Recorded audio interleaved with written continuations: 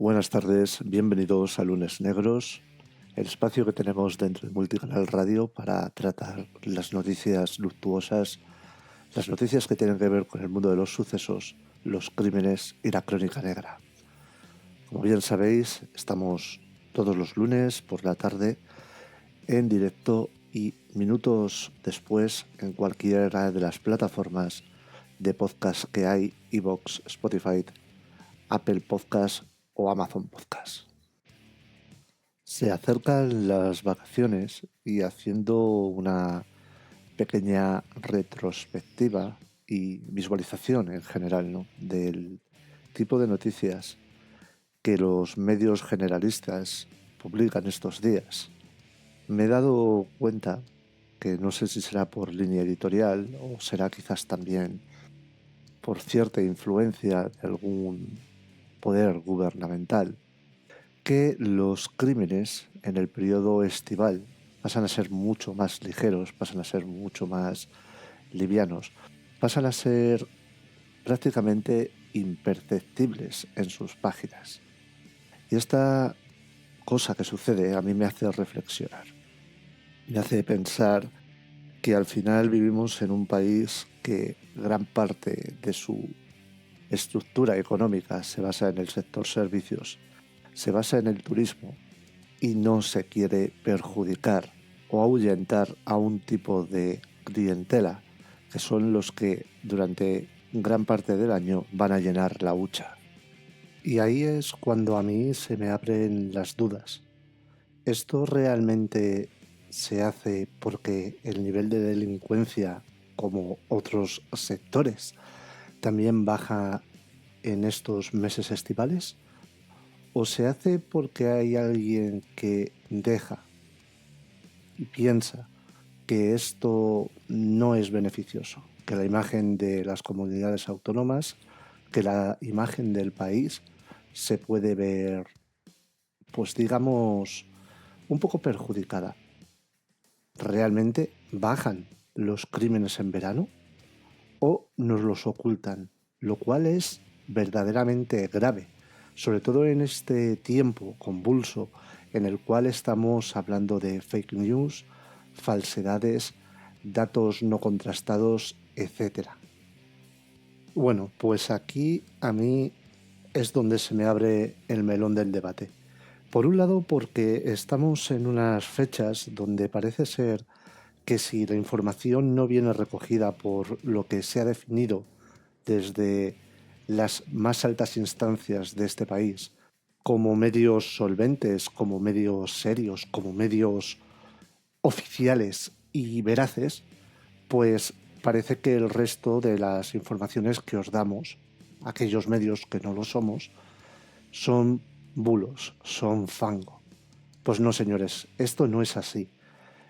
Curiosamente, muchas personas que no somos periodistas de profesión, que somos divulgadores de vocación, miramos y contrastamos mucho más las informaciones y buscamos la veracidad, le pese a quien le pese, que lo que hacen aquellos medios que se ven regados sistemáticamente, mes a mes, semana a semana, día a día, por una ingente cantidad de dinero, dinero público que finalmente es ese dinero el cual pagamos todos y cada uno de nosotros.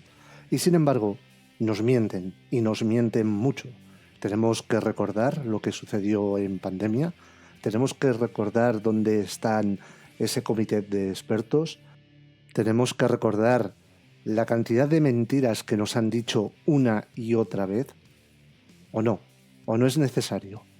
Por eso digo, queridos oyentes, que quizás las cosas siguen pasando y por eso nosotros en este programa estaremos todas las semanas, sea en verano, sea invierno, sea otoño o primavera, contando la realidad de los sucesos, la realidad de la criminalidad que cada vez acucia mucho más a la ciudadanía de este país.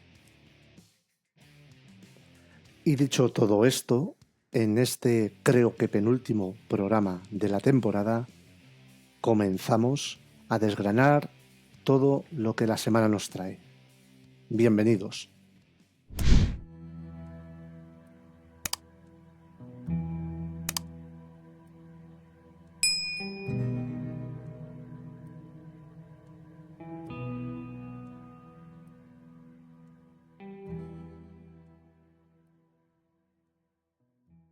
Pues vamos a empezar con un caso fuerte, vamos a empezar con un caso de esos que impresionan, con un caso que aunque los grandes medios no hagan mucho eco, ya lo hacemos nosotros.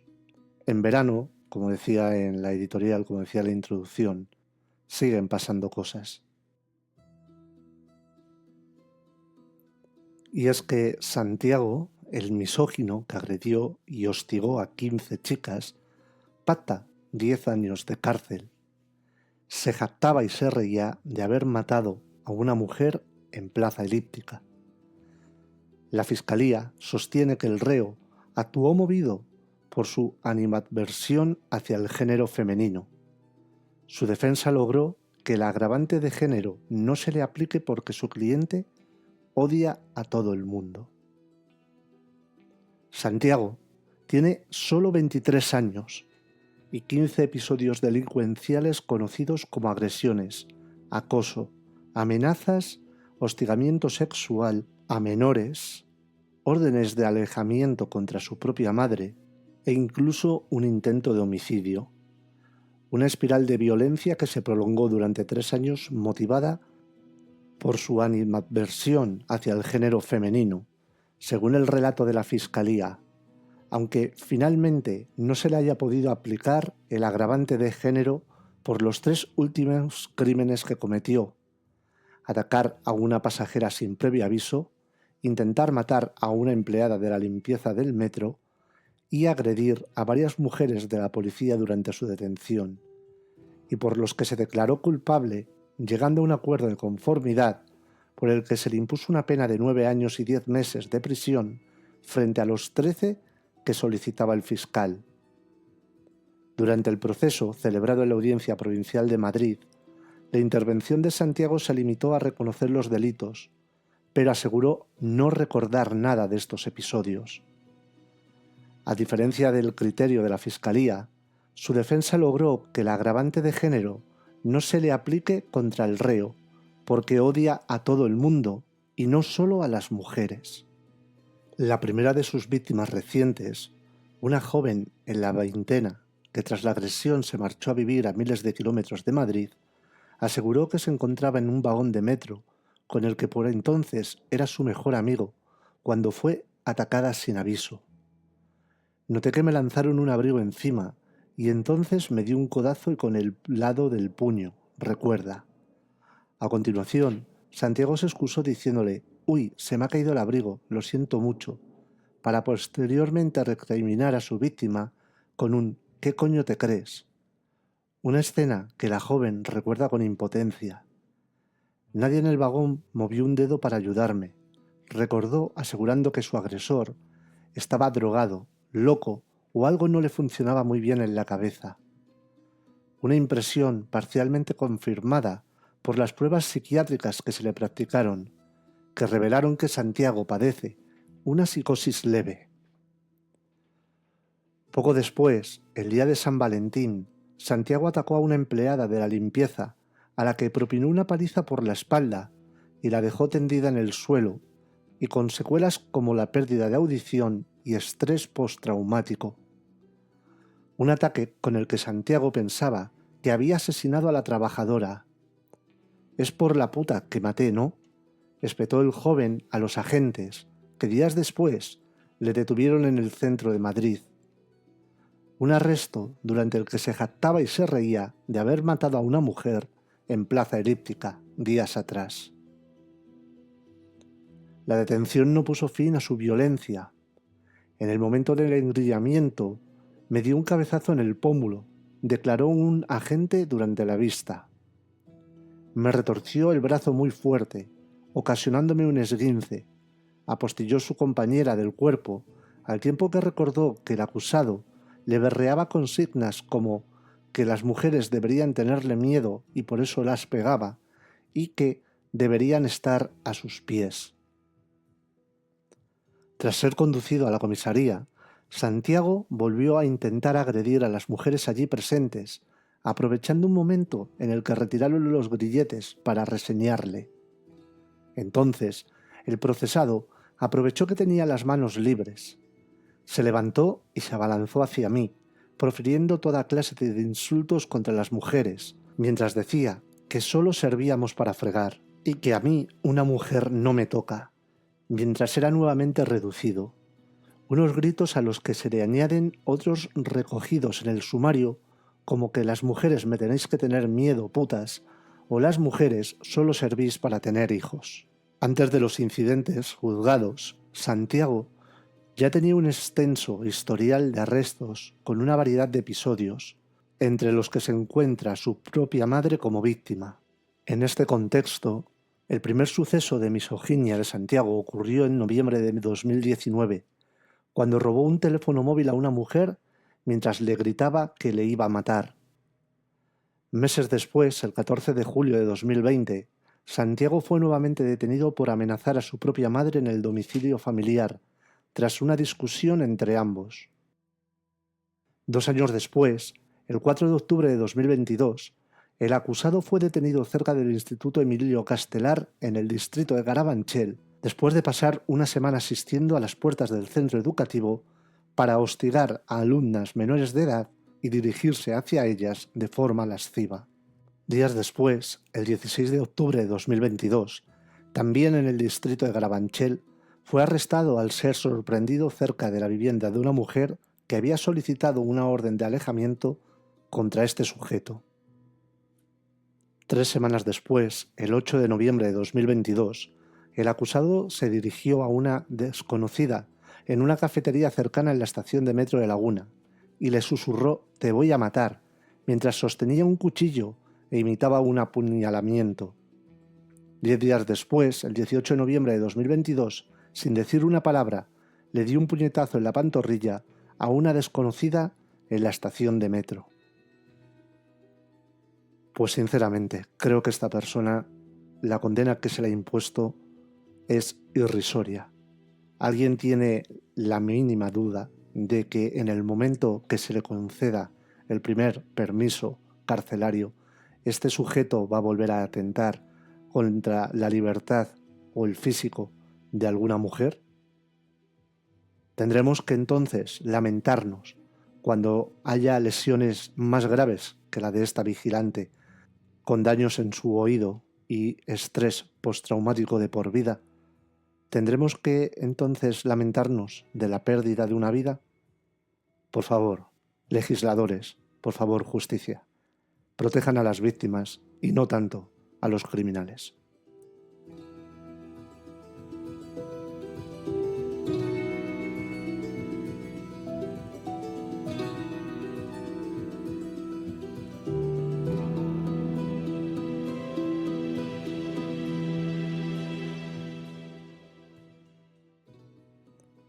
Y a continuación vamos con otro de los casos que han sido recurrentes en este programa. Hablo del caso de Ana María Knežević, esta mujer colombiano-estadounidense que desapareció en Madrid hace unos meses. Pues bien, ha trascendido que la policía analiza en Serbia el coche, la casa y la ropa de su exmarido, el cual está detenido a día de hoy en Miami, Florida. La Comisaría General de la Policía Judicial sigue adelante para atar con las máximas pruebas posibles el caso de la muerte de Ana María Knežević Henao, la mujer de 36 años, de origen colombiano y residente en Madrid, en proceso de divorcio junto a su marido, que está encarcelado, como os decía, en Florida, Estados Unidos, como presunto asesino. El suceso ocurrió en el mes de febrero y se ha avanzado bastante en las pesquisas, pero el cadáver de la infortunada sigue sin ser hallado y es el elemento indispensable para el esclarecimiento de este crimen. Tanto es así que el sospechoso, David Knežević, un empresario serbio conocido como Dusan, de 57 años, está procesado actualmente en el país americano por secuestro. No hay cuerpo, no puede haber aún una acusación de homicidio o asesinato. Florida es uno de los estados en los cuales aún sigue vigente la pena de muerte. Como adelantó en su momento el diario ABC, la policía española quería conseguir analizar el coche de alquiler que el individuo utilizó para ir y venir de Serbia a Madrid y vuelta a su país de origen. Luego voló a Miami, en cuyo aeropuerto le esperaban los agentes estadounidenses. En unos 2 meses podría salir el juicio por el caso, mientras que a David se le ha negado la salida de la libertad provisional, ni siquiera con la fianza. Las sospechas de los policías de desaparecidos y homicidios de la UDEF Central pivotan sobre que el encausado matara probablemente por asfixia a su exmujer, con la que no quería compartir un gran patrimonio a causa del divorcio, en el piso de Francisco Silvela, donde ella llevaba poco tiempo residiendo. En esa vivienda la policía científica no halló sangre ni ningún elemento indiciario del crimen. Se sabe que metió el cadáver en una maleta y que con él salió de viaje de vuelta a Serbia, pero el Peugeot 308 azul alquilado en Belgrado no tenía GPS incorporado. No devolvió el turismo a tiempo y el 17 de febrero llamó de nuevo a la empresa de arrendamiento para informar de que continuaba con él hasta el 24 de marzo pasado. Y dio otro detalle al encargado de la agencia: he tenido que tintar los cristales del coche porque me molestaba la luz del sol. Al final, la devolución la hizo el 15 de febrero porque el día antes el encartado relató que había sufrido un accidente al dormirse en el volante. El 29 de enero el coche tenía 77.053 kilómetros y al regresar a la empresa marcaba 84.730. Había recorrido 7.700 en ese tiempo. Ida y vuelta a Belgrado. Luego se fugó a Estados Unidos. Lo que los expertos en homicidios españoles sospechan es que, como se aprecia en las cámaras de seguridad, David llegó al bloque donde residía su expareja el 2 de febrero, en Francisco Silvela número 65, y la asesinó por no compartir con él la fortuna de 15 millones.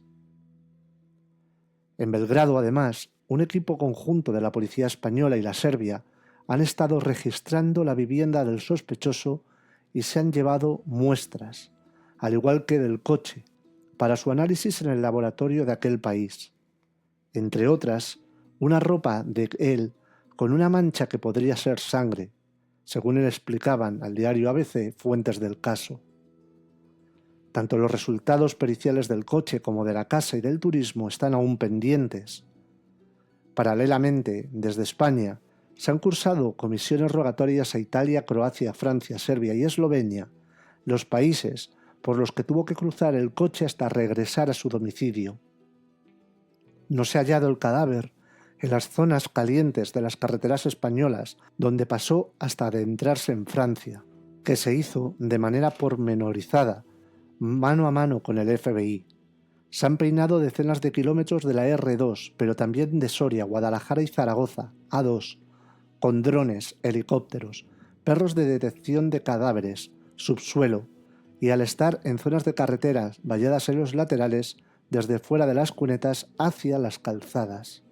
La idea es cotejar si hay posicionamientos de ambos teléfonos móviles, el de David y el de Ana María en el extranjero, de manera que se compruebe que viajaron juntos los aparatos, y a partir de ahí detectar alguna parada más extraña de lo habitual o algún movimiento que permita pensar que fue entonces cuando se deshizo del cuerpo de su ex esposa. Entonces podrá agotarse mucho más el territorio que rastrear. La verdad es que en una distancia por toda Europa, de España a Serbia, va a ser complicado que se pueda encontrar el cuerpo de Ana María si este sujeto no tiene el valor y la decencia de poder contar dónde lo echó. Ojalá que para mitigar de forma posible el dolor de las víctimas, el dolor de la familia, tenga un poquito de humanidad y de la información necesaria a los investigadores.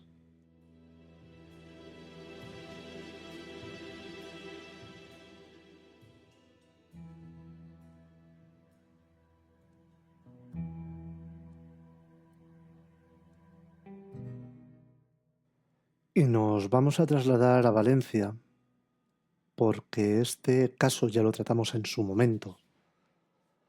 Se ha resuelto el asesinato de Zobe. Uno de los investigados declaró ante el juez que no participó en el crimen y que acudió para hacer de taxi pirata del resto de los acusados. David Jiménez, alias Zobe, había quedado con unos compradores el 11 de octubre del año 2023. Iba a venderles 1000 pastillas de éxtasis, una transacción que para él era rutinaria. Se dedicaba al tráfico de drogas. Zobe se había citado con Abel, uno de sus compradores habituales. En las conversaciones telefónicas mantenidas entre ellos, que se recogen en el sumario de la Guardia Civil, queda evidencia de que ya se conocían. La última vez te cogí unas naranjas y las de los búhos, le dice uno de los arrestados a Zobe mientras acordaban el lugar y la hora para hacer el intercambio. Quedaron a la altura del número 9 de la calle Párroco Eduardo Ballester de Benetúser. El último mensaje de Zobe se envió a las 20:40 horas. Le decía a Abel que se diese prisa en llegar. He dejado a una chavala sola también. Fue el último mensaje que envió. Una amiga suya lo esperaba para cenar juntos. Pero la víctima nunca regresó. Lo encontraron fallecido en un banco junto a las 1000 pastillas de estupefacientes que llevaba encima para vender y con la cena que acababa de comprar para su chica. Múltiples testigos situaron a los sospechosos en el lugar del crimen y alertaron a las autoridades. Los vieron corriendo y chillando «Date prisa», después de apretar el gatillo y acabar con la vida de Zobe. Tras presuntamente cometer el crimen, los 3 acusados huyeron en un coche de un cuarto investigado y se dirigieron hacia Turís. Las declaraciones de los arrestados son contradictorias. Se apuntan los unos a los otros. David, de los detenidos, aseguró que no tenía ninguna implicación con los hechos y que no sabía nada de lo que se había cometido en el asesinato ante el juzgado de primera instancia e instrucción número 3 de Catarroja. El investigado afirmó ante el juez que se dedicaba a hacer de taxi pirata, es decir, a desplazar a personas a sus destinos a cambio de dinero sin tener licencia para ello. Según mantuvo, le dijeron que los llevaran a Benetúser para comprar pastillas y que aparcara en un garaje al lado del lavadero con las luces apagadas. El hombre, que ahora mismo cumple prisión provisional, reconoció que ante tales indicaciones se olió algo raro. Aún así obedeció a lo que le pidieron. Según dijo David, escuchó que la conversación entre los 3 pasajeros era extraña, pero nunca pensó que fuesen a matar a Zobe. Creyó que simplemente le iban a robar la mercancía. También relató que Josete, otro de los investigados, le confesó que cuando dejó en su casa, le dijo que había forcejeado con Zobe y que se le había disparado el arma. Sin embargo, Josete negó en el juzgado las acusaciones de sus amigos. Negó que tuviese armas y dijo que solo utilizaba alguna navajita. Incluso trató de despistar sobre el móvil del crimen, un vuelco de drogas, alegando que no tenía pensado robar al ahora fallecido, sino que iba a comprarle las 1000 pastillas de éxtasis para después revenderlas en una fiesta. Josete también defendió que ni siquiera vio el arma homicida. Según su declaración, simplemente oyó un ruido fuerte. Trató de mostrarse a sí mismo como la víctima y a preguntas del Ministerio Fiscal alegó que el resto de los acusados quieren cargarle el muerto. Abel, el joven que había pactado la compra con Zobe, también apuntó que él había efectuado el disparo habría sido Josete. Mantuvo que los vio forcejeando y que escuchó el disparo y salió corriendo. Todos niegan haber visto el arma homicida, una pistola del calibre 22. Además, trató de justificar que él simplemente actuó como un intermediario para que sus amigos compraran pastillas. David Jiménez, Zobe, falleció en el acto a pesar de los esfuerzos sanitarios por reanimarlo. La causa todavía se encuentra a la espera de que se señale la fecha del juicio. Pues una auténtica lástima. Ya se sabe por lo menos la causa, cosa que en el momento cuando se narró junto con El Pirata, cuando esto era todavía una sección del avispero, pues desconocíamos.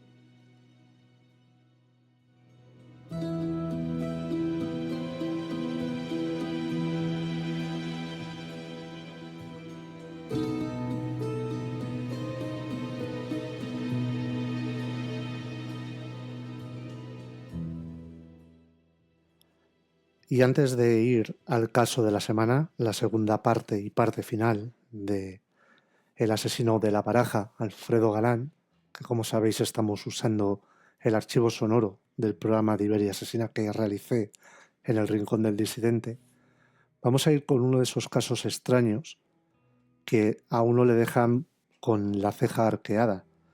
Y es que ha sido cazado el ladrón de cementerios de Gavà y Viladecans.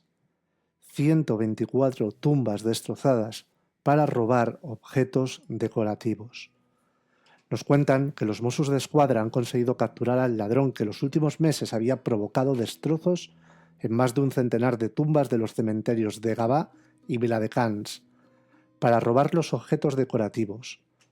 Hasta ahora se habían contabilizado 124 denuncias con unos daños económicos acumulados de 57.000 euros, aunque se calcula que el número de familias afectadas podría ser todavía más elevado, ya que mucha gente no va muy a menudo al cementerio y puede ser que todavía no se hayan enterado. Los primeros asaltos se produjeron el pasado mes de abril y los Mossos d'Esquadra, en colaboración con las policías locales de Gavà y Viladecans, abrieron una investigación para aclarar los hechos y averiguar quién había detrás. Los investigadores constataron que se habían producido robos y desperfectos en múltiples nichos, tumbas y columbarios en los recintos funerarios de los dos municipios. El ladrón se había llevado objetos decorativos con un gran valor económico, entre los cuales había elementos fijos de las lápidas de los cementerios, la gran mayoría objetos de bronce y latón, jarrones, figuras o pomos. Los robos, al mismo tiempo, también comportaron una gran cantidad de daños en las sepulturas, desde lápidas dañadas al arrancarse, según elementos religiosos de bronce, en los cristales de los nichos rotos. Finalmente, la investigación de los cuerpos policiales llevó a la identificación del presunto autor de los asaltos a los cementerios. Un hombre español de 48 años con hasta 35 antecedentes policiales por robos con fuerza fue el ocasionador de estos delitos. Según pudieron averiguar los investigadores poco después de los asaltos, este individuo vendía los objetos sustraídos en diferentes centros de reciclaje de la zona del Baix Llobregat. Por este motivo, no se ha podido recuperar nada de lo que había robado. Con todos los indicios apuntando a él, el hombre fue detenido en la población de Viladecans y puesto a disposición judicial.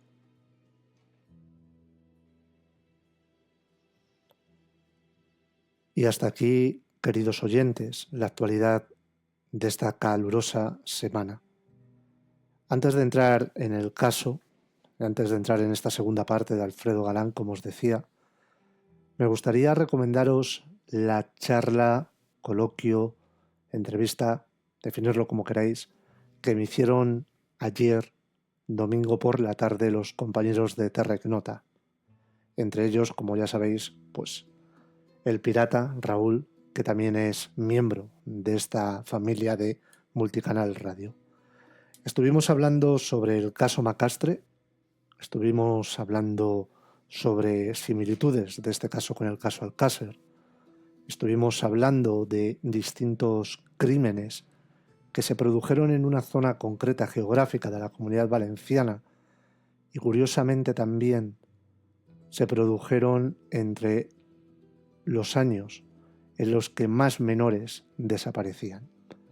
Yo creo que para todos los amantes del misterio, del true crime, de la crónica negra, quedó un programa muy óptimo, un programa muy interesante en el que además, gracias a una investigación que se está cursando por miembros de policía, por miembros de la Administración de Justicia, por miembros de carácter científico, esperamos que en breve, más pronto que tarde, ojalá, comenzar a compartir con todos vosotros una serie de resoluciones, una serie de conclusiones sobre el caso Macastre y otros crímenes de índole similar que sucedían a finales de los 80, comienzos de los 90 en Valencia.